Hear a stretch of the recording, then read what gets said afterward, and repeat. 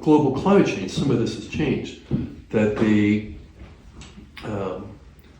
Burgundy tends to be less ripe than many of the New World places that are producing Pinot, but not all, right?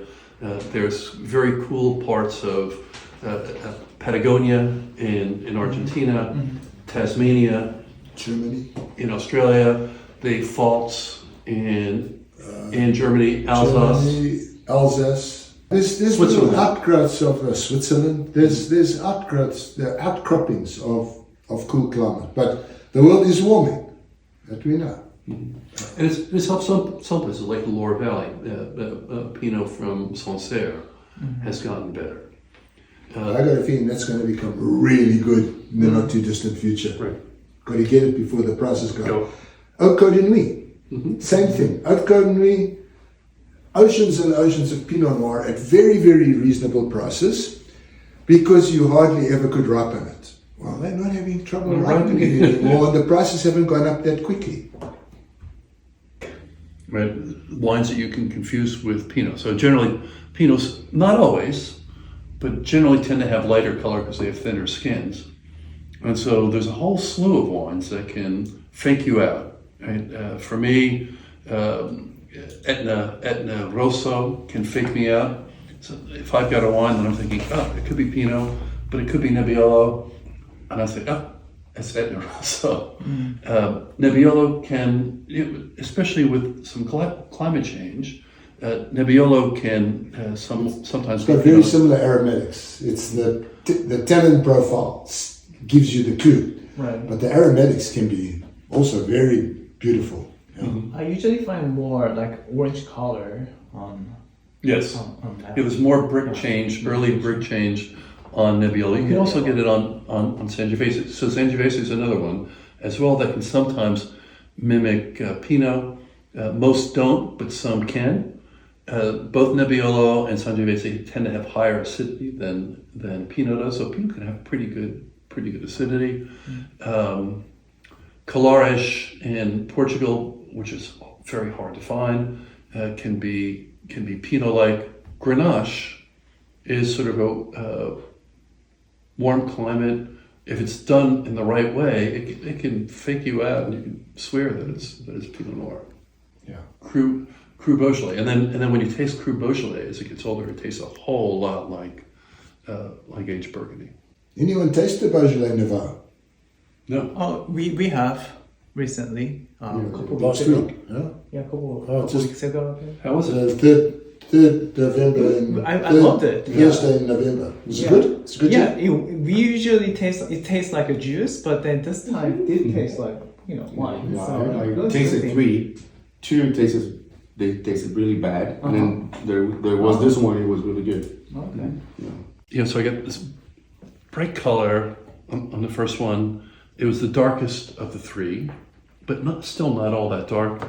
But I got cherry aromatics and some perfume.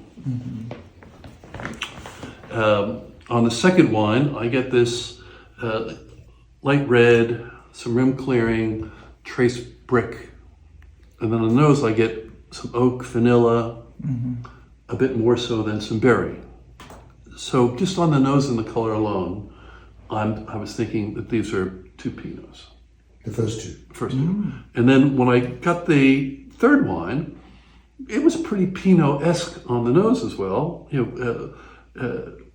but it had this spicy characteristic, besides the red fruit, that and just a gestalt that this was an Italian wine. And that followed through in my tasting. So back to the first wine.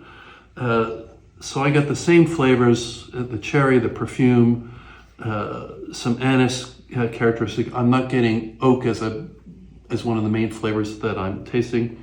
It was rich, yet it was elegant. It had a very nice mouthfeel, despite having firmish tannins. This is number one. You Number one, Yeah. firm tannins but elegant. I thought this was a Burgundy. You thought one was Burgundy. I thought number one was Burgundy and from the Côte de Nuit. Wine number two, right? This is the one that had the oak, vanilla, and the berry. silky mouthfeel. And I thought this was Pinot Noir. I thought it was from Sonoma. And then the last wine, whereas these first two ones were full-bodied and had medium plus acidity, this last wine is full-bodied, firm tannins. I think a bit higher alcohol than the other two. And I was back and forth, is it Nebbiolo or is it from Mount Etna? Or is it? From Mount Etna, from Sicily. So that's where I am on those three wines. The wine number 4, the first wine on the flight, for me, grapey, spicy. It's classic Cru Beaujolais, and Fleury, Moulin Avant. Those would have been my guesses there. A really nice wine. It's beautiful. Beautiful I'm wine. surprised because I don't drink it much because I find it gets in my face. But this is delicious. Delicious.